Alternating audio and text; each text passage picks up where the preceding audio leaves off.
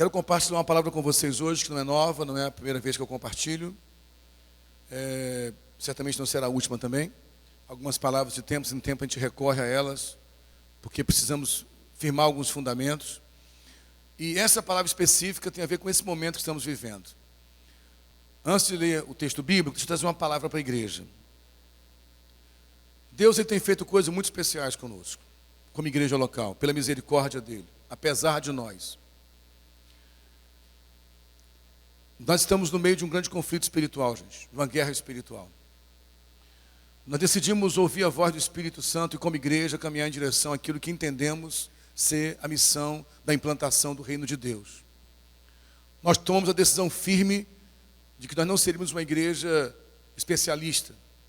Especialista em louvor, especialista em oração, especialista em libertação, especialista em família, mas uma igreja que tentaria viver o evangelho integral.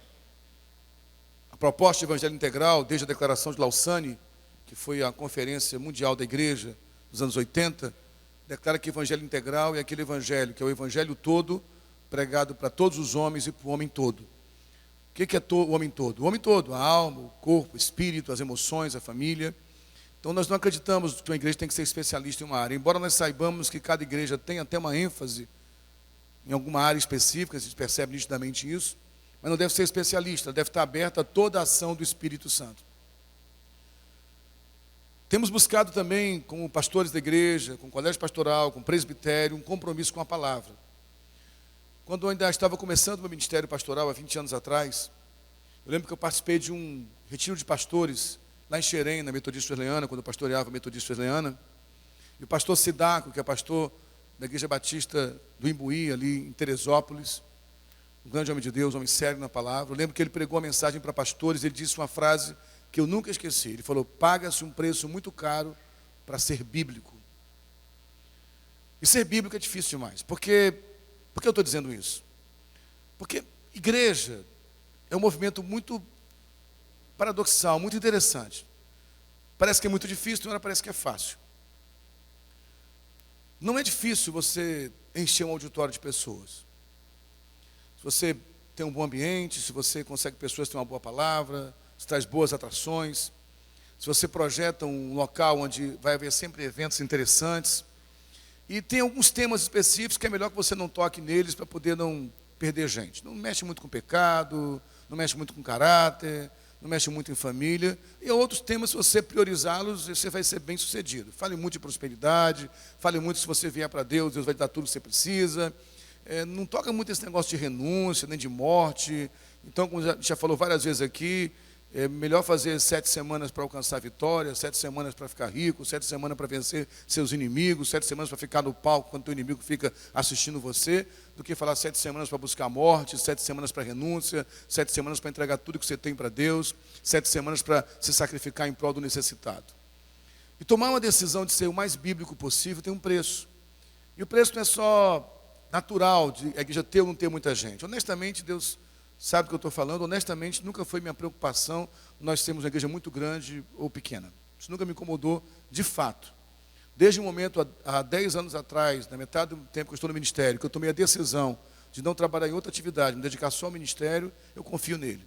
Eu nunca fiquei preocupado se nós temos 200, 100 pessoas, 500 pessoas, queremos crescer. Mas honestamente, nunca foi essa a minha preocupação. Mas eu tenho convicção, que quando entramos numa questão como essa, nós estamos comprando uma guerra no mundo espiritual. Porque é um sistema babilônico que quer acomodar a igreja. Quer dar à igreja o conforto.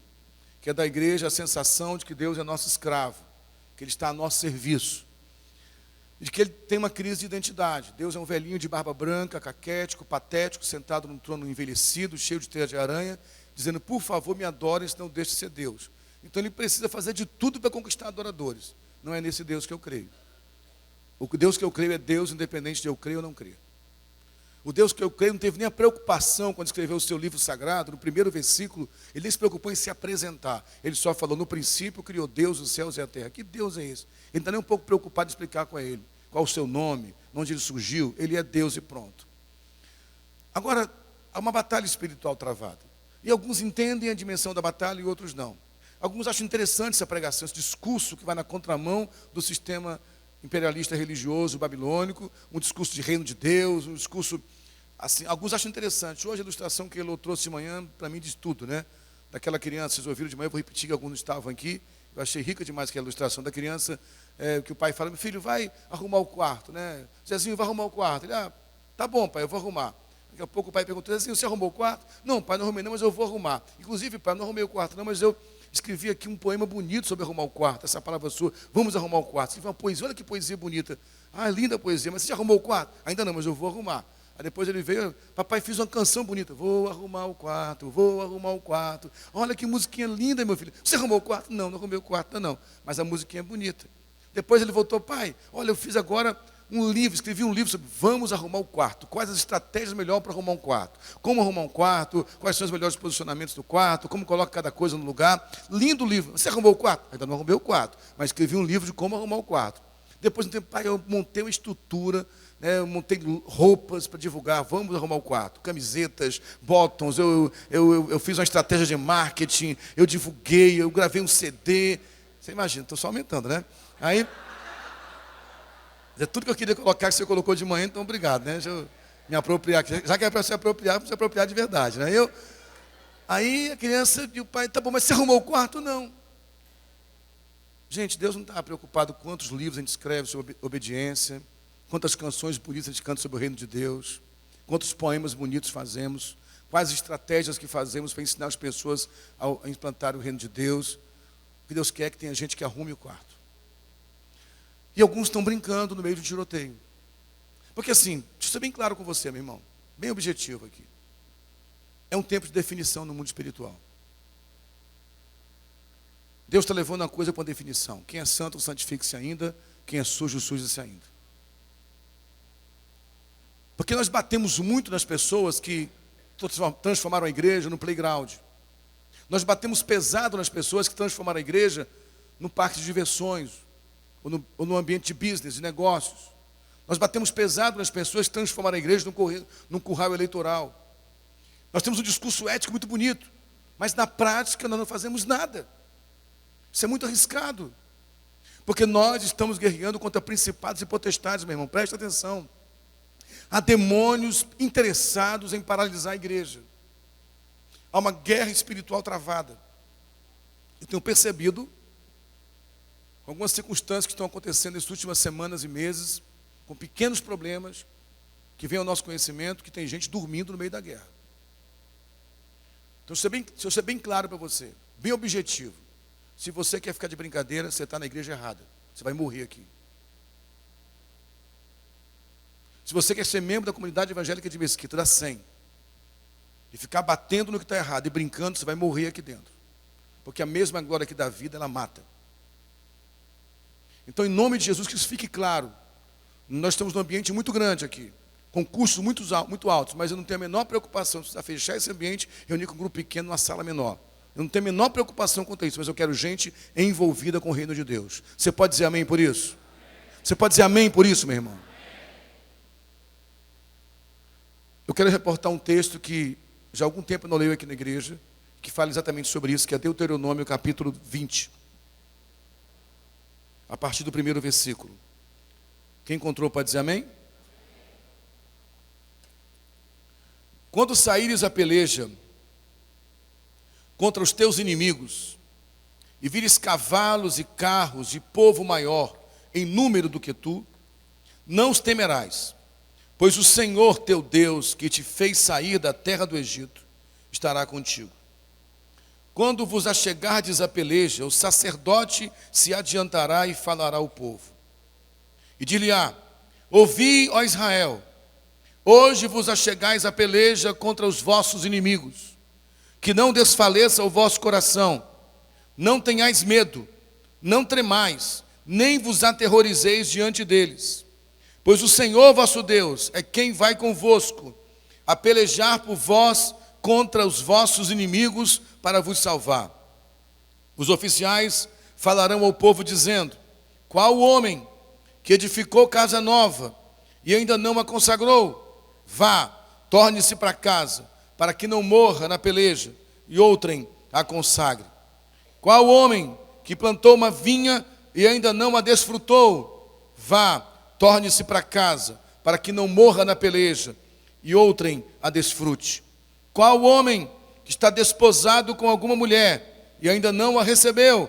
Vá, torne-se para casa, para que não morra na peleja, e outro homem a receba. E continuarão os oficiais a falar ao povo, dizendo: qual homem medroso e de coração tímido? Vá, torne-se para casa, para que o coração de seus irmãos se não derreta como o seu coração. Pai, eu quero te agradecer pela honra, pelo privilégio de ler a tua palavra que é santa. Eu quero pedir, Espírito Santo, nos dê sabedoria para entender aquilo que vai ser colocado aqui na tua palavra. Eu me levanto nessa hora, Senhor, contra todo espírito contrário à tua palavra. Todo espírito que se levanta ao conhecimento de Deus. Todo espírito que se levanta ao entendimento da tua palavra. Que se cumpra a palavra do apóstolo Paulo. Que armas espirituais destruam toda a fortaleza na mente. Anulem todo sofisma e toda altivez que se levantam contra o conhecimento de Deus. E que as mentes, que os pensamentos de todos aqui presentes sejam levados cativos à obediência de Cristo. Para que essa semente poderosíssima logre êxito e produza uma colheita abundante de frutos que permaneçam. Em nome de Jesus oramos e cremos. Você que crê nessa oração e concorda, pode dizer amém?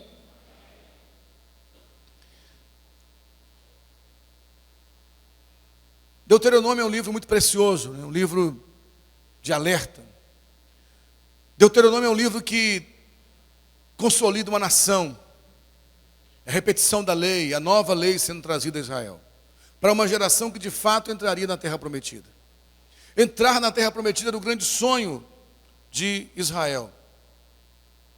Esses 3 períodos, Egito, 400 anos no Egito, 40 anos no deserto, e o período da entrada na Terra Prometida, a própria estadia na Terra Prometida, a possessão da Terra Prometida, são períodos que apontam também para estágio da vida humana. O Egito lembra a infância, porque biblicamente a infância é muito lembrada a escravidão, já que a criança não tem direito, quem decide por ela são os outros. O deserto simboliza o tempo da adolescência, da inconstância, do aprendizado. E Canaã simboliza o tempo da maturidade. Portanto, nós cremos que Deus está nos conduzindo como igreja, não somente aqui a 100, mas a igreja do Senhor espalhada em toda a face da terra, a um tempo de maturidade. E o tempo da maturidade, humanamente falando, é um tempo de muito desafio. Ser maduro é muito difícil, gente. Abrir mão da adolescência é muito duro. Por isso, hoje, há esse fenômeno psicológico da adolescência estendida. Hoje, tentam empurrar a goela dentro da nossa mente que um homem de 40 anos pode ser um adolescente. Morando com papai e mamãe, independente de papai e mamãe, que não tem coragem de enfrentar a própria vida. A maturidade traz desafios. Mas também esse período aponta para algo muito sério. Para tomar posse daquilo que é o plano de Deus para nós. Agora, quando Israel chega na Terra Prometida, eles não encontram uma terra vazia. Eles não encontram uma terra abandonada. Habitavam outros povos ali, não é isso? Se você ler os textos de Números e Deuteronômio, você vai ver lá Ferezeu, Perezeu, Jebuseu, Flamengueu, tudo que é coisa ruim estava lá. Tinha tudo que é povo estranho, estava lá habitando naquele lugar, dominando. Ia falar uma coisa aqui, mas esquece. Então, aí, dominando, porque até a Copa a gente tem uma celebração dos botafoguenses, né? Perdão, irmãos, perdoa a mágoa, viu o coração, até a Copa vocês estão no rebaixamento, eu fico triste, mas depois melhora, tá? Então, assim, na verdade, esses povos estranhos estavam ali, e você acha, honestamente, que aquele monte de povo estranho, quando Israel chegasse, falar, oh, sejam bem-vindos, né? Podem entrar na terra de vocês, correu muito sangue, muita morte, muita guerra. No mundo espiritual também é assim. Deus está nos convidando a maturidade espiritual, mas há demônios internos e externos lutando contra isso. Há uma guerra sendo travada.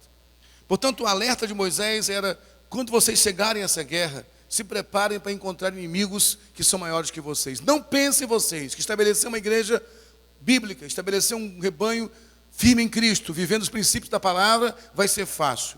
A guerra é uma guerra travada contra inimigos mais fortes do que nós. O império das trevas tem armamentos melhores, tem estruturas melhores, tem ferramentas mais fortes. Muitas vezes você sente isso na sua família, não é verdade? você é o único daquele ambiente, você percebe nitidamente que há uma guerra travada contra você. Você se sente menor naquele grupo. E sempre foi assim. Deus tem uma predileção pelos incapacitados. Deus tem uma predileção pelos menores. Deus tem uma predileção pelos mais fracos. Foi sempre assim, porque eu não sei, mas sempre foi assim. Ele sempre quis confundir aquilo que é, chamando o que não é. Ele não escolheu Babilônia, ele não escolheu o Egito, ele não escolheu a Fenícia, ele não escolheu a Síria, ele não escolheu nenhuma grande cidade, nem Nínive, ele escolheu um pequeno povo, um povo nômade a princípio. Escolheu, dentro daquele pequeno povo, não escolheu nem mesmo Jerusalém, escolheu Belém, da onde viria o rei que seria o governante de Israel, de onde viria o Messias. Ele escolhe aquilo que aparentemente não é nada. A guerra que estamos travando é contra estruturas muito bem consolidadas, meu irmão. Você precisa entender isso. Nós estamos falando de caráter, de vida com Deus, de uma igreja séria, consolidada. Você fala sobre isso, você bate no peito e fala: eu estou na igreja séria, eu estou com compromisso, ok. Então se prepare para a retaliação no mundo espiritual, se prepare para a guerra, porque virá resistência do mundo espiritual. Você entende isso, meu irmão?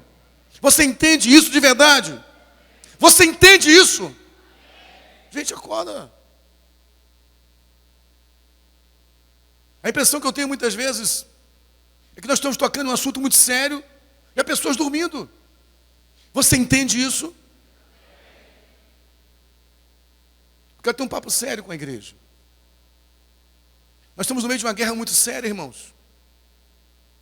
Essa guerra gera desgaste naqueles que estão entendendo a guerra, aqueles que estão assumindo posição de combate. Quando coisas muito pequenas, quando coisas insignificantes começam a minar a energia daqueles que estão no meio de uma guerra muito séria. Por isso ele fala: se preparem, vocês vão enfrentar inimigos maiores, mas não tenham medo deles. E não precisa ter medo mesmo. A igreja durante muito tempo passou a confiar na capacidade que ela mesma tinha. Hoje nós somos multidão no Brasil. Hoje nós podemos discutir politicamente. Vamos abafar a marcha da parada gay com a marcha maior para Jesus. Vamos mostrar para as estruturas lá fora que nós temos força política para brigar, que temos liberdade religiosa. Vamos mostrar para as pessoas que não é aí que está a força da igreja, meu irmão. Não é nessa capacitação técnica. Nós temos hoje estrutura de marketing, temos estrutura de logística, nós sabemos agora como organizar uma boa estratégia para sermos contextualizados e simpáticos ao mundo. Toda a ferramenta até pode ser utilizada, mas a garantia da vitória nessa batalha não está na nossa capacitação, está em saber que o Senhor peleja por nós. Você pode dizer amém por isso? Você pode aplaudir o Senhor por isso? Porque a garantia da força da igreja não está na sua capacitação logística nem técnica. Ele não depende de nós. É como aquele episódio que todos conhecem, do profeta Eliseu. O profeta Eliseu comprou uma briga com o sistema, gente. O cara enfrentou Acabe cara a cara, enfrentou os reis cara a cara. E quando mandaram cercar a casa de Eliseu com soldados e carros de combate, lá no segundo livro de Reis, capítulo 6, essa história você conhece, cercaram a casa de Eliseu para matá-lo. Era um grande exército, uma estrutura pesadíssima. E aí, Geazi acorda e fala: Eliseu, acorda, meu senhor, vamos morrer. E aí, Eliseu diz: olha, maior que está conosco do que o que está no mundo. A gente acha que esse maior que está conosco, nós temos mais representação política. Hoje, nós temos uma bancada evangélica fortíssima, e temos mesmo. A bancada evangélica é muito grande e corrompida, a maioria delas. Nós começamos com acesso ao meio de comunicação, com rádios fraquíssimas, com programas de 10 minutos na televisão. Hoje nós temos rede de televisão que pertence a igrejas. O que está acontecendo hoje? Tem pastor comprando o horário do outro, porque o outro não tem acesso à televisão. Onde nós chegamos, gente? Do que adiantou isso? Agora nós temos muita gente poderosa na igreja. Na própria igreja local, a gente começa a ficar: olha, agora nós temos pessoas que têm uma situação financeira melhor, tem alguém que é autoridade. Gente, a igreja não depende disso. Quando Eliseu falou: maior que está conosco do que o que está no mundo, e Geazi não entendeu, o moço não entendeu, Eliseu falou: Senhor, abre os olhos do moço para que ele veja. E quando Deus abriu os olhos daquele moço, ele viu em volta do exército dos inimigos carros e combates, carros de fogo, batalha, anjos cercando aquele inimigo. Quando é que nós vamos abrir os olhos para enxergar que a nossa luta não é contra a carne nem contra o sangue, nossa luta não é contra os movimentos gays, nossa luta não é contra o partido político, nossa luta não é contra a estrutura chamada evangélica, nossa luta não é contra o catolicismo, nossa luta é contra principados e potestades, e a nosso favor há anjos e anjos e anjos na guerra. Presta atenção, meu irmão. 1/3 caiu do céu, 3/3 ficaram lá. Maior que está conosco do que o que está no mundo.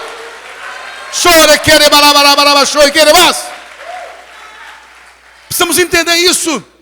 Durante muito tempo nós fomos nos formatando um modelo de igreja que nos dá tranquilidade por termos mais estrutura. Nós não dependemos de estruturas. Amém, irmãos? Que o Senhor abra os nossos olhos. E aí, Moisés fala, vocês vão preparar o povo para a guerra. Eu quero convocar essa igreja, aqueles que estão aqui hoje. Está sendo gravada essa palavra hoje? Estão gravando?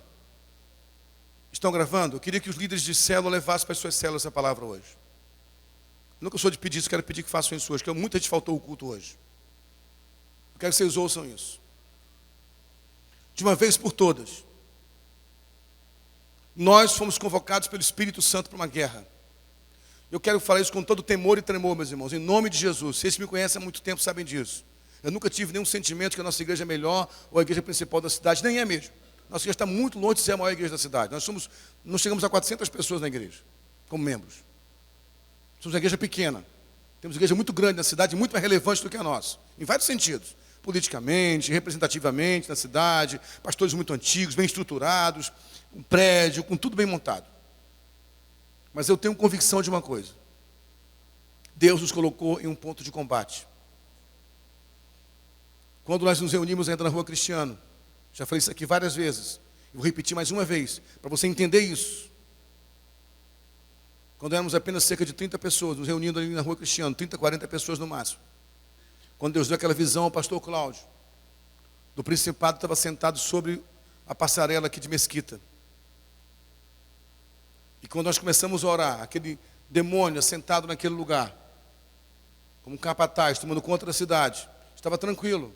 E quando começamos a orar, diz o pastor Cláudio que ele abriu os olhos e começou a olhar em volta. Porque alguma coisa começou a incomodar. Há pouco tempo o David teve uma experiência com o pastor conosco aqui, vocês sabem, lembram disso? Na casa dele, quando esse mesmo demônio compareceu até ele e disse, é meu, Mesquita é meu. E Deus falou para nós que Ele nos queria na porta da cidade. E de forma que nós não planejamos, vamos parar exatamente aqui, na porta da cidade. Em frente à estação ferroviária da cidade. A nossa ONG está lá em Rocha Sobrinho, na rua que dá acesso à Dutra, a outra porta da cidade. Eu tenho plena convicção que isso é algo estratégico no mundo espiritual. Inúmeras vezes eu tentei abrir mão da proposta de reunir pastores aqui. Os pastores da cidade me procuram, os pastores vêm, eu digo, não dá, mas sempre acaba vindo para cá. De novo, estamos toda quinta-feira, nos reunindo na sala lá em cima para orar. Pastores de várias igrejas vindo aqui orar juntos. Deus nos separou não para que o nosso nome, o nome da comunidade evangélica de Mesquita seja alguma coisa. Ele nos chamou por causa do reino. Você entende isso, irmãos? Nós temos um local central para algo acontecer. E há pessoas que estão há 5 anos, 10 anos, 12 anos conosco, que não entenderam isso até hoje. Continuam domingo após domingo sentando para assistir culto. E se não gostar da palavra, o culto não foi bom. Se não gostar do louvor, o culto não foi bom. Se a criança não tiver espaço para ficar na salinha, não ficou chateado. Vamos parar com essa infantilidade, gente. Nós estamos no meio de uma guerra. Quando é que você vai entender isso? Nós estamos comprando uma guerra contra o sistema religioso que está matando vida de pessoas por causa da religião. Que a religião mata. Tem gente morrendo por causa da religião. Então eu quero fazer uma convocação hoje pelo Espírito Santo mais uma vez. Para quem de fato quer assumir compromisso. Não vai dar para você ficar aqui sendo só espectador. Sinto muito. Você vai acabar não aguentando e indo embora. Deus quer te chamar para a guerra. Amém, meu irmão? Para o confronto, para a batalha. E essa batalha é espiritual. Então o aviso para a guerra começa assim, no versículo 5.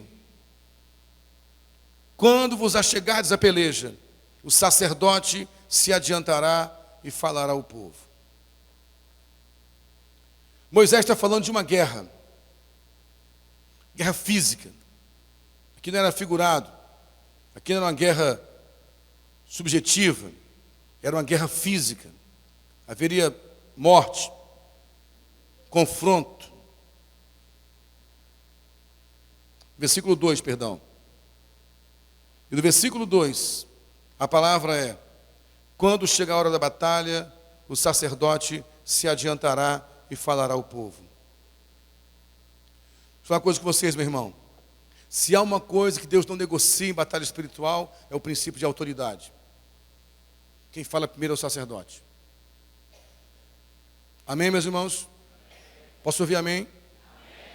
Ah, pastor, mas agora nós estamos falando de sacerdócio universal. Meu irmão, não venha querer discutir teologia comigo, por favor, nesse nível não.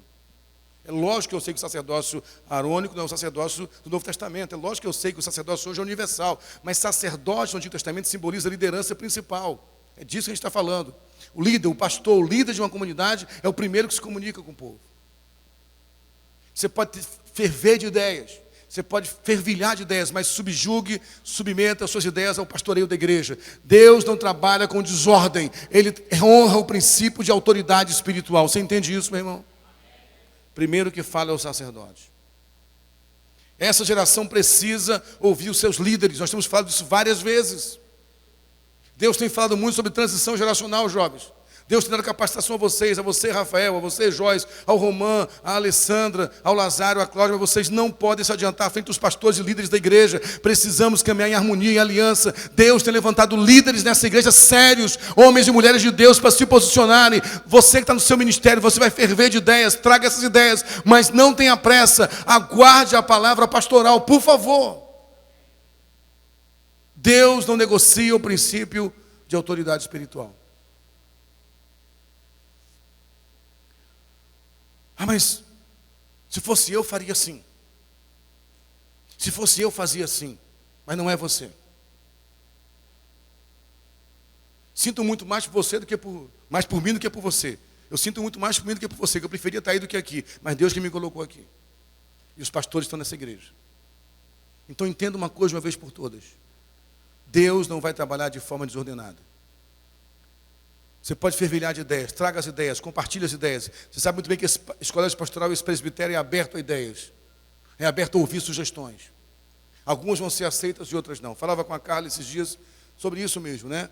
Ela foi de outra experiência que ela teve em outro ministério, de um ministério profético, uma pessoa se desgastou por causa disso. Trazia uma palavra profética, ela como líder, e a pessoa trazia a palavra profética, depois exigia do pastor o direcionamento que ela deu. A missão do profeta é trazer ao rei, no caso ao pastor, simbolicamente, uma palavra. Então, se o profeta diz: olha, pastor, Deus colocou no meu coração que aquele músico, por exemplo, lá do teclado, precisa ser afastado. Amém, irmão? Ok. Essa palavra de Deus, eu vou orar para Deus confirmar. Aí depois o pastor entende que não vai afastar. Conversou com o seu colegiado, orou, jejuou acerca disso. Entendeu que em vez de afastar o irmão do teclado, ele vai, durante um tempo, caminhar mais perto dele. Mas não comunicou isso a ninguém, porque é um assunto pastoral. Aí o profeta fica indignado. Como é que pode? Falei com o pastor, ele não deu ouvido. Ele tinha que fazer assim, assim, assim, assim. Na hora que você sai do teu papel e assume outro papel, você está correndo riscos. Você entende isso, meu irmão? Eu acho, por mim, quem tinha que assumir o ministério de louvor tinha que ser fulano. Quem tinha que assumir o ministério de evangelho tinha que ser ciclano. Você acha ok, a sua opinião, muito bem, é um direito de ser a tua opinião, mas não se coloque entre o pastor e o Espírito Santo. Isso é muito arriscado. Ah, mas se o pastor estiver errado, ele vai acertar contas com Deus. Só quem mata a saúde é o próprio Deus, gente. Você entendeu isso? Muito cuidado com isso. Deus não abre mão do princípio de autoridade espiritual. No momento que você achar que esses pastores não são autoridades sobre a sua vida, por favor, congregue em outro lugar. Não se mate espiritualmente. Você entendeu isso? Você pode dizer amém, meu irmão? Não, pastor, eu acho que eu não vejo no irmão autoridade espiritual. Acho que tudo é feito na base diferente, não é coração. Não... Então, irmão, se você veio a nós não ouvimos você, congregue em outro lugar. Porque se nós estivermos errados, Deus vai nos cobrar muito pesado. Mas se você se colocar entre a autoridade delegada e a autoridade que a delegou, que é Deus, você é fulminado. Você entendeu isso? Você pode dizer amém? Em contrapartida, qual foi a palavra do sacerdote? Era tempo de guerra. O sacerdote sabia que aquele povo nunca guerreou. Aquele povo foi escravo por gerações inteiras. Aquele povo tinha medo. Aquele povo tinha insegurança. Aquele povo não tinha convicção do que tinha que fazer. Agora imagina se naquele momento de guerra o sacerdote vai, irmãos, olha, realmente, tadinho de vocês. Sabe, eu nem sei porque que vocês vão para essa guerra. Vocês vão acabar morrendo. Mas qual deveria ser a palavra do sacerdote? O sacerdote se adiantará e dirá: ouvi, ó Israel, hoje vos achegais a peleja contra os vossos inimigos, que não desfaleça o vosso coração, não tenham medo, não tremam, não se aterrorizem diante deles, pois o Senhor vosso Deus é quem vai com vocês a pelejar contra os seus inimigos, vocês vão vencer essa guerra. Então a palavra do sacerdote tinha que ser uma palavra de ânimo. Você entende isso, meu irmão?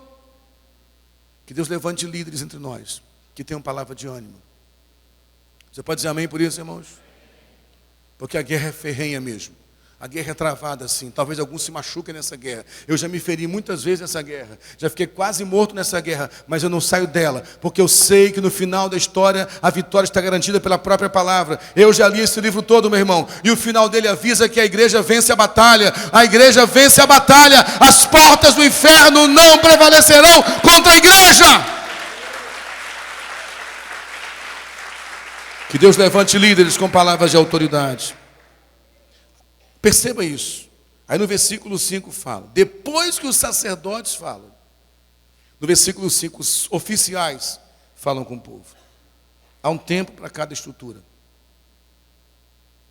E é assim que Deus trabalha. Não precipite o seu chamado. Não se machuque por causa disso. Eu já provei isso na pele. Eu sei o que é achar que pode se colocar na frente de alguém e sofrer danos por causa disso. Alguns conhecem a minha história e outros não, que são mais novos aqui na igreja ou que estão visitando a gente. Comecei a pregar muito cedo. Com 12 anos eu pregava já. E eu era da Assembleia de Deus, então alguém que prega com 12 anos ganha um certo status. Então eu ia lá com o meu terninho quadriculado que a dona Minervina fazia, né? Uma calcinha de tergal, uma gravatinha nada combinando. E arrebentava. Eu tenho uma foto de botei no Facebook com 13 anos pregando em São Paulo. Um terninho quadriculado. Então assim, era viajando de São Paulo para Minas, para o Nordeste, para pregar, um garotinho. Então eu já achava que era alguém. Profetizava, e quantas vezes Deus me usou para confrontar pessoas adultas com palavra profética, revelar pecados. Então eu achava que era o cara. Até que Deus me traz aqui para Nova Iguaçu. Eu vou congregar em outro ministério que não era a Assembleia de Deus, que era a Metodista Orleana. E naquela denominação, muita gente gostava de mim já, que eu pregava lá, e o Adaías, que era amigo nosso há muito tempo, ele falou: você tem que vir para cá, teu lugar é aqui na Wesleyana. E eu fiquei empolgado e mudei para cá, eu e Patrícia não nos sentimos bem na Assembleia de Deus de Nova Iguaçu e fomos para a Wesleyana. Já formado em bacharel em teologia, já pregando em muito lugar, diácono, mas ainda presbítero na Assembleia. E aí o pastor, né, que me convidou, que era um pastor muito querido, foi muito importante na nossa vida, me convidava muito: você vai ser muito útil aqui, mas estranhamente, no dia que fomos falar com ele, o discurso mudou. Ele foi duro comigo: ó, quero deixar claro para você o seguinte, você vem para cá, mas vai ser membro da igreja. Que aqui na Wesleyana, esse negócio de vir da Assembleia, só porque é presbítero, diácono, achar que é pastor, você vai ter que fazer mais 2 anos de seminário. Eu falei: mas eu não vim pedir nada, só vim congregar. Aí no dia que eu ia ser recebido como membro, o protocolo mudou, não fui recebido como membro no dia. Mudaram: ó, a partir de agora, quem quiser ser recebido como membro da igreja, vai ter que passar primeiro pelo presbitério, até porque, aí, de novo, até porque vem gente que sai de igreja em igreja, e só porque é diácono na Assembleia, já vai ser pastor aqui. Eu falei: não estou entendendo mais nada. E saí revoltado dali da igreja, e eu saí cuspindo maribondo. Aí veio a turma do, sabe a turma do deixa disso? Calma, não, calma. Assim. Aí, semana seguinte, esse pastor foi pregar na congregação que congregava, aí assume o púlpito, eu estou chegando do trabalho, e minha mãe, para minha infelicidade, minha mãe é assembleiana roxa, lá de Fortaleza, veio passar um tempo lá em casa. Aí soube que eu saí da Assembleia, o mundo acabou. Né? Meu Deus, meu filho saiu da Assembleia, se desviou, agora acabou o mundo mesmo. Aí fomos para o culto, aí está o pastor no púlpito lá pregando outra coisa. Quando eu cheguei na porta da igreja, ele mudou e começou a falar: porque tem gente que sai de igreja para outra e fica pulando. Eu falei: esse cara tá. Aí eu me achei o cara, né? Acabou o culto, fui para o pastor, e, não estou entendendo qual é a sua. O senhor falou que me convidou, agora fica falando um monte de coisa aí. Não estou entendendo. Minha mãe veio, aí vem mãe, dona Minervina, né? A mãe do Silzinho, chegou lá e: pastor, meu filho está tão querido na Assembleia, o senhor faz isso com ele? Meu irmão, olha só, ele falou: eu não estou chamando o seu filho para vir para cá, não. Ele vem se quiser. A regra é essa: se não quiser ficar, a porta de entrada é a porta de saída. Aí, chega, acabou, não tem mais conversa com isso não, estou fora, isso é besteira, isso é loucura, não vou ficar aqui não. O Adaías era líder de jovens, tinha me convidado para pregar no retiro de jovem lá em Xerém, né? Naquele retiro de 90, devia ter o quê? 90, devia ter acho que mais de 1.000 jovens, não tinha naquele, acho que uns 2.000 jovens mais ou menos no retiro lá, um lugar lotado de jovens. Eu falei, até eu vou pregar, mas pô, estou sabendo, está vindo para o Eliana. Eu falei, isso eu acho que não, mas a gente vai pregar assim mesmo, né? Aí fui pregar lá, aí Deus pega o pastor Samuel, que alguns já conhecem aqui, subiu, me abraçou e falou, Deus mandou te dar uma palavra. Quando Deus humilha o homem tem que se humilhar. Ele não sabia de nada, né? Baixa a tua bola, deixa Deus fazer o que quiser fazer contigo, deixa Ele tratar o teu caráter. E eu chorei pra caramba, procurei o pastor, disse, olha, então tá bom, se a regra é essa, eu fui lá, passei pelo presbitério, fui recebido como membro, e aí comecei a trabalhar numa empresa que eu viajava muito, não tinha tempo para a igreja. E um dia eu estou lá na região dos Lagos, 3 anos trabalhando nessa empresa, mais ou menos, 3 anos congregando numa congregação pequena, que o Marco também congregou um tempo lá, né, Marco? Que eu nem pregava, ficava sentado no banco lá, não sei se o Marco estava nesse tempo já lá, só um membro da igreja, ia para o culto, depois de pregar em tanto lugar, não estava mais pregando lá, ficava sentado, não tinha cargo nenhum, função nenhuma. 3 anos ali, Deus só, sabe? Eu sei o que é, como é que Deus trata a arrogância, gente. Deus tratou a minha arrogância, aquele moleque de 19, 20 anos que achava que era alguma coisa. Mas Deus foi moendo. Aí eu estou lá na região dos Lagos um dia, no hotel, com a equipe de vendedores, subi para o quarto, e eu comecei a reclamar com Deus. Falei, Deus, que absurdo, o Senhor me dá o dom, me dá a palavra. Eu comecei a enquadrar Deus, sabe? O Senhor não está entendendo. Você está falando, não foi bem assim, mas eu quis dizer isso. O Senhor está falando com o Silfane, o Senhor me deu o dom. Você já viu onde eu preguei já? O Senhor sabe com quem o Senhor está falando? O Senhor só já parou para pensar quem o Senhor está perdendo como pregador? Era mais ou menos por aí, entendeu o que eu estava querendo dizer para Deus? Não cheguei a dizer, mas no coração era isso. O senhor não está entendendo, o senhor está meio velho aí, deve estar. E eu comecei a brigar com Deus, absurdo, porque eu amo a tua obra, eu quero poder amar as pessoas, falar do teu amor, eu quero poder evangelizar, eu quero poder pregar e não posso, eu estou aqui, e choraminguei, bati o pé. Aí depois de muito tempo chorando, até eu conto isso no livro Deus Desconhecido, acho que eu conto, né? Teve 2 momentos na minha vida que eu ouvi a voz de Deus de forma audível. Houve 2 momentos que eu ouvi Deus falando como um homem mesmo. Essa foi a segunda vez. Quando Deus falou claramente no meu ouvido assim, nós não podemos caminhar juntos um pouco sozinhos, não? Aí eu tomei aquele susto, aí Deus começou a falar no meu coração. Você não está com saudade da minha obra, não. Você não está com saudade de pregar a palavra, não. Você está com saudade dos elogios, dos tapinhas nas costas, dos abraços. Quem disse que você está proibido de pregar a minha palavra? Naquele dia eu chorei muito. Dia seguinte de manhã, fui na livraria lá em Cabo Frio, comprei uma quantidade grande de folhetos e comecei a evangelizar na rua, coisa que eu fazia desde novinho e parei de fazer. Meu coração se encheu de alegria, eu comecei a evangelizar, falar do amor de Deus para as pessoas, ia num cliente, evangelizava, e outro pregava. Quando eu voltei para casa, falei para a Patrícia, amor, tive uma experiência maravilhosa. Na semana seguinte era ceia na igreja sede. Depois de 3 anos, acabou a ceia, o pastor principal me chamou e falou, Silfane, queria conversar contigo. Eu falei, sim, você está aonde? Eu falei, estou lá na congregação do Complex. Ele, você está como diácono, como presbítero? Eu falei, não, estou como membro da igreja. Rapaz, não é que eu esqueci de você? Eu lembro que eu falei ao pastor Éder, que já está no Senhor, né? Falei, pastor Éder, o senhor não esqueceu de mim, não. Deus estava tratando comigo. Ele falou, vai na minha casa amanhã que eu tenho um assunto a conversar contigo. E naquele dia ele me convidou para assumir a primeira igreja que eu pastorei, que foi o K11. E eu aprendi uma coisa. Se a gente não respeitar a autoridade, ainda que seja Eli, com os olhos velhos, cansados, se ele é autoridade, não atropele. Você pode dizer amém, meu irmão? A lição foi dura para mim. Há pessoas que têm muito de Deus para dar e não entendem que o teu ritmo pode ser um, como oficial, e do sacerdote pode ser outro. Mas Deus primeiro vai ouvir o sacerdote. Quando Deus não quiser mais ouvir esse sacerdote, como ele fez com Eli, ele levanta outro sacerdote. Você pode dizer amém, meu irmão? Só depois que os oficiais falam. E aí, algo interessante acontece. Eles estão indo para uma guerra. E no nosso conceito, para ir para uma guerra, com quanto mais soldados eu for, melhor. Com quanto mais soldados eu tiver comigo na guerra, mais facilidade eu tenho de vencer a guerra. Mas esses oficiais, estranhamente, fazem uma proposta muito séria. Eles citam 4 tipos de pessoas. Ele fala, se vocês estão enquadrados nesses tipos, então eles reúnem todo o exército, ok? Cada oficial com o seu batalhão. Vamos nos preparar para a guerra. Vocês já ouviram a palavra do sacerdote, a palavra de combate, a palavra de ânimo. Vocês já ouviram o que o sacerdote falou, que os inimigos são maiores do que nós, mas nosso Deus está conosco. Vocês já ouviram o que o sacerdote falou, que a gente vai vencer essa guerra, mas tem o seguinte. Aí ele começa a falar, se você está nesse grupo que eu vou falar aqui agora, saia do pelotão, volte para casa. O que é voltar para casa? Voltar para casa é voltar para um lugar seguro. Casa é um lugar de conforto, não é assim? Casa é um ambiente seguro. O que quer dizer voltar para casa? É voltar para um lugar de segurança. O que é a casa no reino de Deus?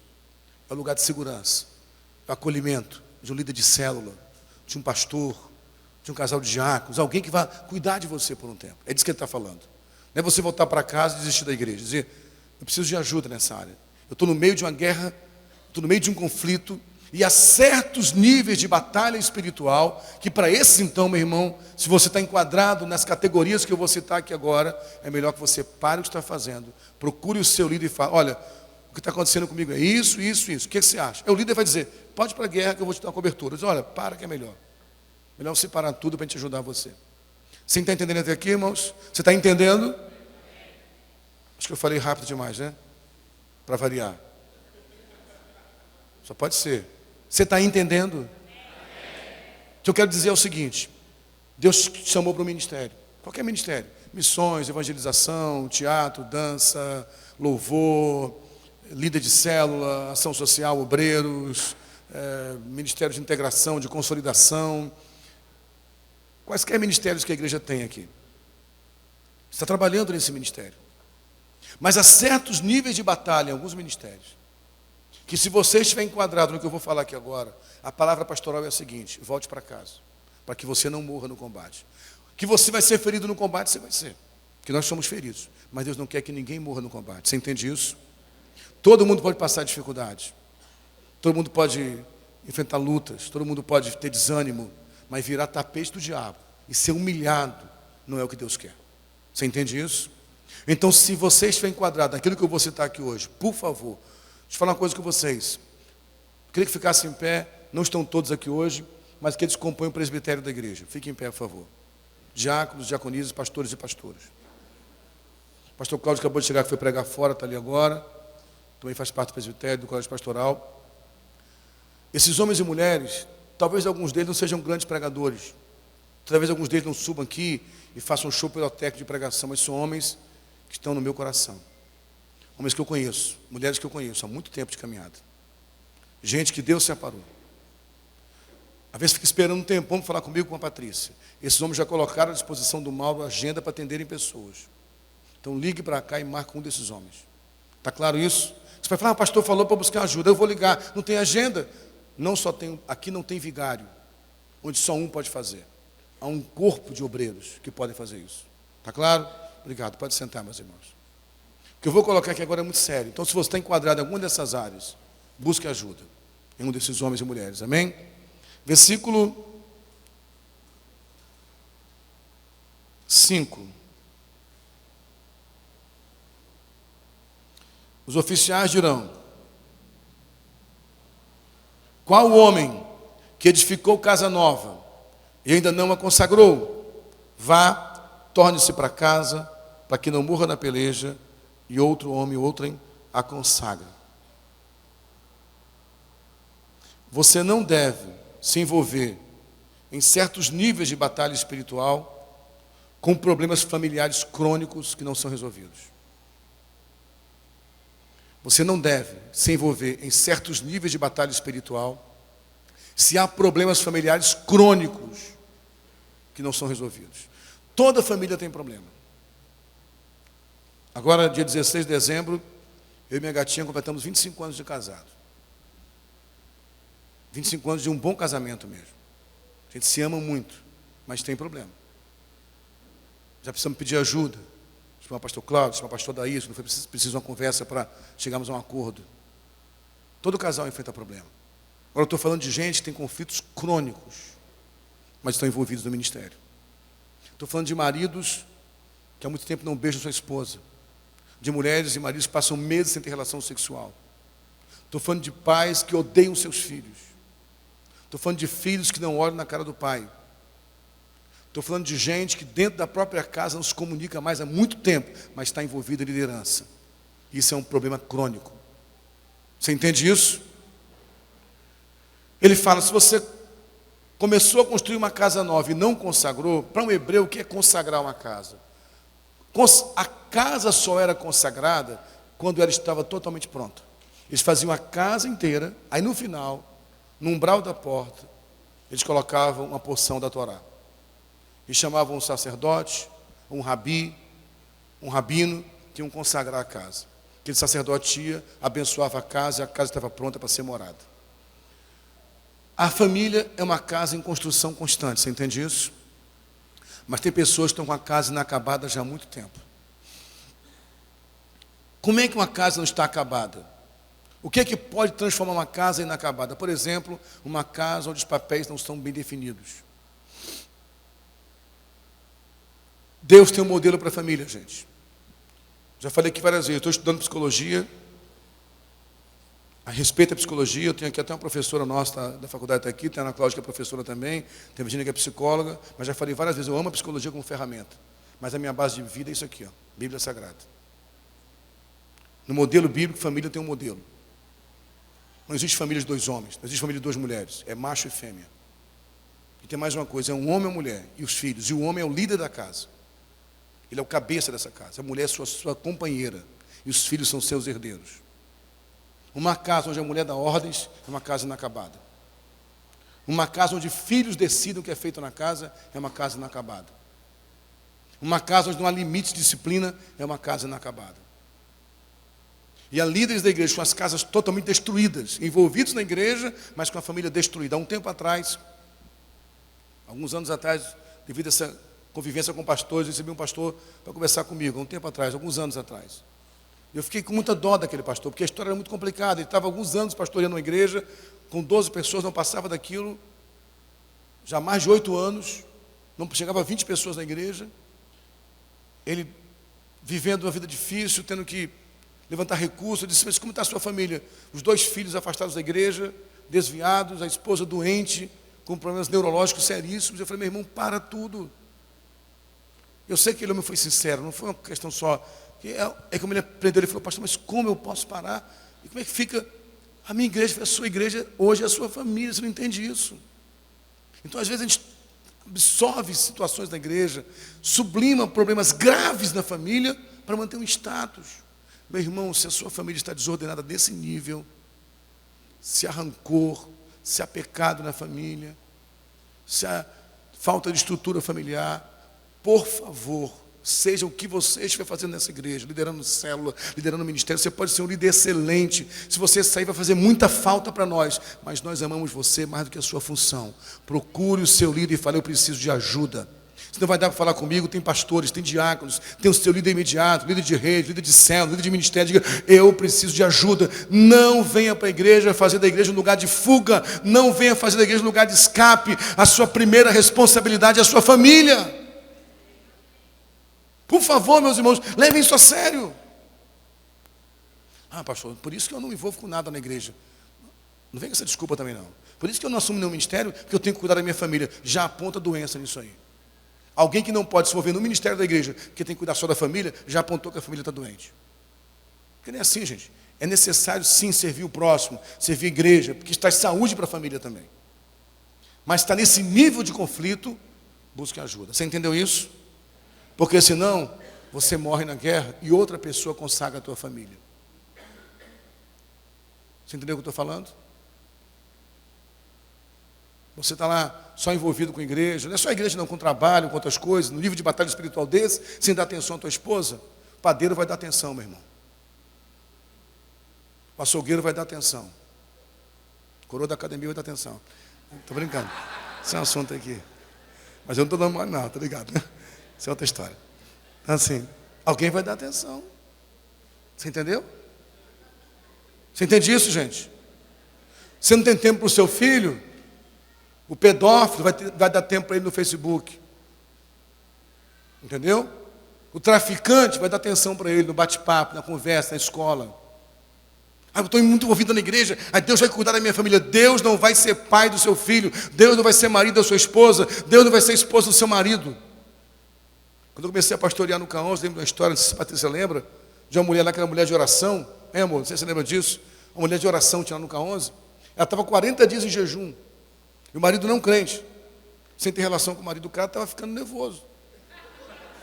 Aí eu tive que ir lá conversar com o homem, e eu ganhei esse homem para Jesus por causa disso. Que eu falei, olha só, não foi comigo que ela aprendeu isso. Ela é sua esposa. E repreendi a mulher na frente do marido. Meu irmão Francisco, lembra? Se converteu, até passou para o Senhor nesse momento ali. Então, minha irmã, Deus não vai ser esposa do seu marido. Pastor, surgiu um adultério. Você foi mulher para ele? Ou só foi mamãe para os filhos e mãe do marido também, a vida toda? É disso que a gente está falando. Se há conflitos nesse nível, ou você volta para cuidar da sua casa, ou alguém vai cuidar da tua família. Você entende isso, irmãos? Posso ouvir amém? Versículo 6 ele fala: qual homem que plantou uma vinha e não desfrutou dela? Volte para casa, para que não morra no combate ou na peleja, e outro homem desfrute da sua vinha. Não devemos nos envolver em certos níveis de batalha espiritual se somos inconstantes. Não devemos nos envolver em certos níveis de batalha espiritual se somos inconstantes. O que é uma pessoa inconstante? Planta uma vinha e não desfruta dela. Alguém planta uma vinha pronta, gente? Vinha é lugar que produz uvas. Você planta uma vinha com sementes. Entre a semeadura e a colheita há um longo tempo. Do que ele está falando? Se você é uma pessoa que começa as coisas e não vai até o final, é melhor você parar. E olha, isso é o que a gente mais vê na igreja. Projeto bom que a gente mais ouve. Pastor, estou com um projeto de evangelismo. Nós vamos ganhar a mesquita toda para Jesus, pastor. É mesmo? Nós vamos fazer aqui, tantas casas. Que bom. Quem vai fazer? Eu não sei. Eu tenho um projeto. Sabe? Projeto para os outros. Oh, Deus me deu uma palavra, pastor, que eu vou ser líder de louvor. Amém, que bom. Mas você é desafinado, você não sabe nem cantar. Não, mas eu vou ser líder de louvor, vou ser ministro. Ok. Então entra na escola de aula de canto. Isso eu não quero. Ou então entra na aula de canto, começa lá o solfejo, é muito chato. Eu acho que na verdade Deus me chamou foi para ser líder de intercessão. Ok, mas senhora, muito não, eu oro assim uns 3 minutos por semana. Né? E jejum sempre entre meio-dia e 3 da tarde. Não, você vai precisar mudar um pouco a postura, vai ter que começar a jejuar. Orar cansa muito. Eu acho que Deus me falou que eu tenho que ser, na verdade, é um homem ligado à evangelização. Aí você entende? Passa o ano todo e você não faz nada. Inconstante. E quem é inconstante em tudo, já viu?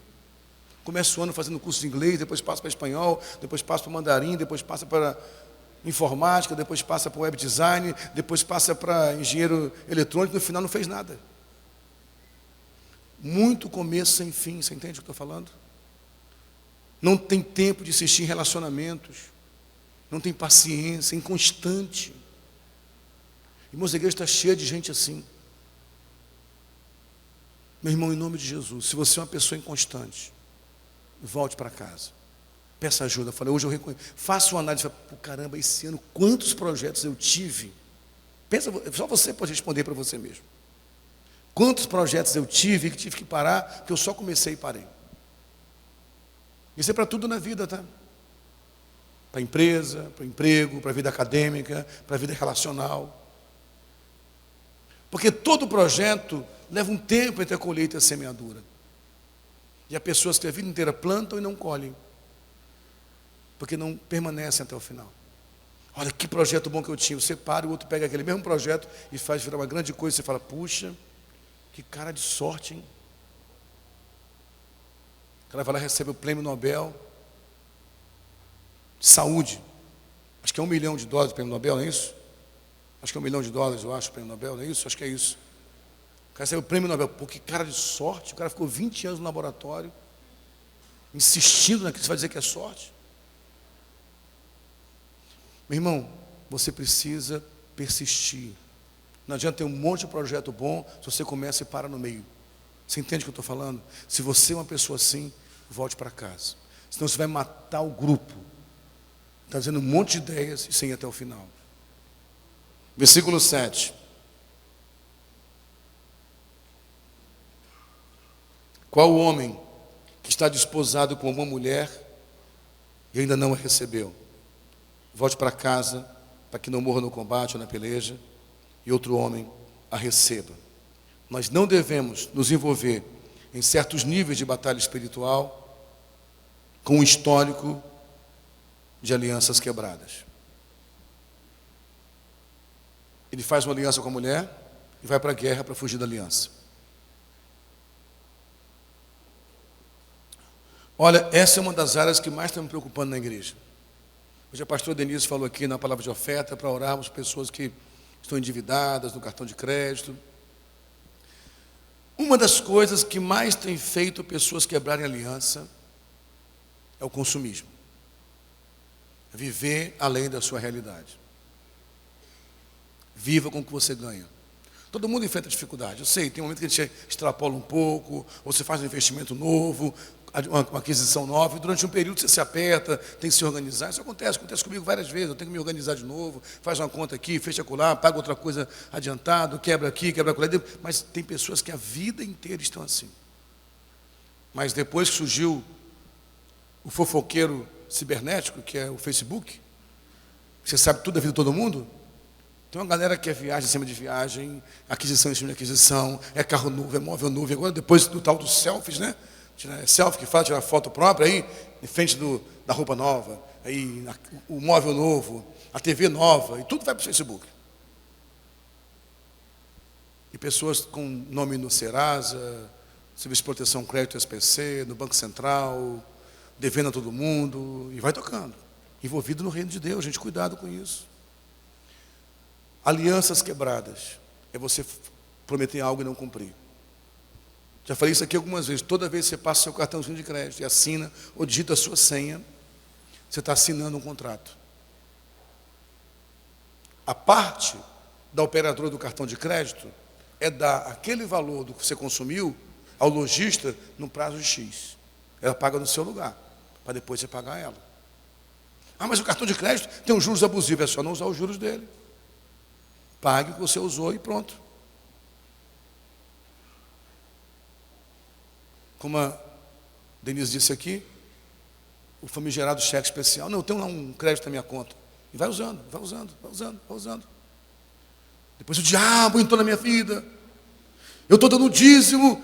Onde é que está o Senhor que não cuida da minha vida? Meu irmão, você pode dar dízimo, dízimo dobrado, dízimo triplicado. Se você ganha 10 mil e gasta 20 mil, não tem Deus que faça milagre na sua vida. Porque Deus não vai atuar onde há desordem. São alianças quebradas.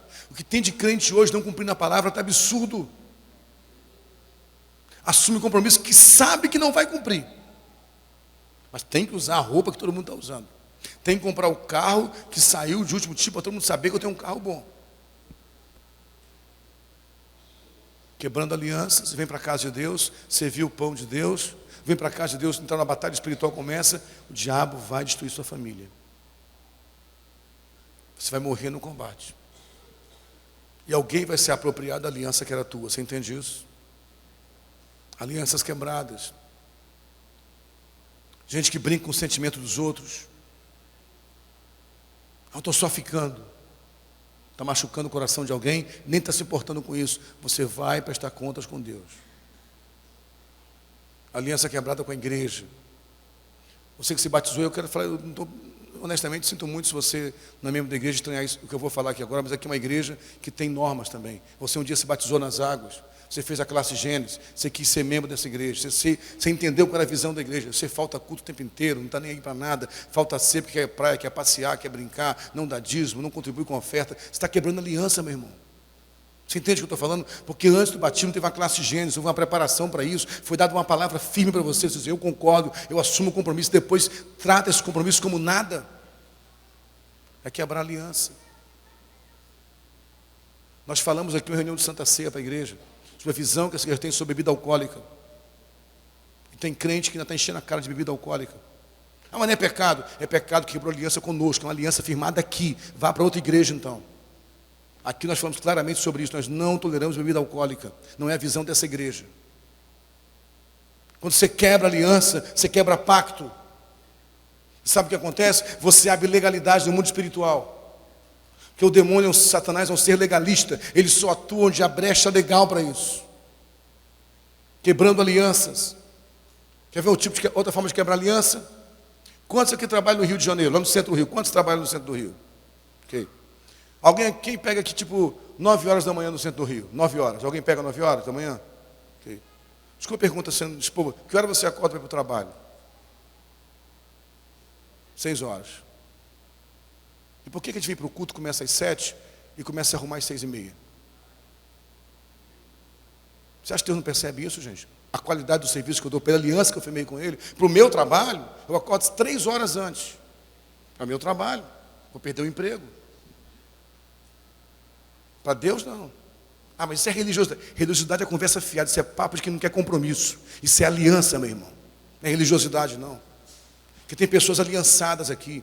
Um vai vir ministrar no louvor, o outro vai estar orando, o que vai estar pregando. Isso é corpo, você entende? Uma coisa é você começar a ministrar louvor com 200 pessoas, começar com 5, 3 pessoas, a pessoa fica até ele se motivar no que ele está fazendo, porque é uma equipe juntos, e você não está nem aí para isso. Você sai de casa às 7:30, todo domingo. Você acha que isso não significa nada no mundo espiritual? Você está muito enganado. Isso é aliança. Vocês entendem isso, meus irmãos? Porque para as nossas causas, a gente dá um jeito. A gente está falando o tempo inteiro do compromisso com a ONG, com a visão que Deus deu a essa igreja. Aí na hora da oferta você conta moedas para dar R$1 e sai daqui e gasta R$50 no sanduíche, no lanche. Você pode lanchar o quanto você quiser, mas onde é que está a aliança, meu irmão? Você está entendendo o que eu estou falando, meu irmão? Eu estou sendo claro. Eu estou sendo claro, irmãos. Pastor, não quero ouvir isso não. Então não congregue aqui, meu irmão. Você vai ouvir isso sempre aqui. Aliança, vinculação. E isso tem peso no mundo espiritual, está ouvindo bem? Isso tem peso no mundo espiritual. Tem peso em todas as áreas da vida. Porque o que você não cumpre aqui, você não cumpre em nenhum lugar. Tem crente que mente por besteira. Liga para o trabalho e falou que está doente sem estar doente. Coloca até o filho doente. Toda vez que eu minto para alguém, eu estou quebrando uma aliança. Você entende isso, irmão? Você pode dizer amém? Se você é uma pessoa que vive quebrando alianças, peça ajuda. Você faz isso, está envolvido no ministério, liderança, peça ajuda. Porque você pode morrer no combate. Alianças quebradas com Deus. Quanta gente fez pacto com Deus e não cumpre. Já falei várias vezes sobre isso aqui. Culto de virada de ano é o culto mais sedutor para a pessoa fazer aliança que não vai cumprir. Eu prometo ao Senhor, se o Senhor me der um carro, esse carro vai ser para a tua obra, Senhor. Eu vou levar as pessoas para a igreja. Depois pego o carro. Dá para dar carona? Não, não pode dar, porque só pode ser 2 atrás. Arrebentar o amortecedor. Eu sei que tem gente abusada, mas tem gente também que transformou o carro no ídolo. O Senhor me der uma empresa, um negócio para mim. Olha, eu trabalho de funcionário, então, mas o dia que eu tiver o meu negócio, a gente tem o seu negócio, trabalha de domingo a domingo, não para mais. Eu sei que quem tem seu próprio negócio tem uma grande responsabilidade, sei que não é fácil.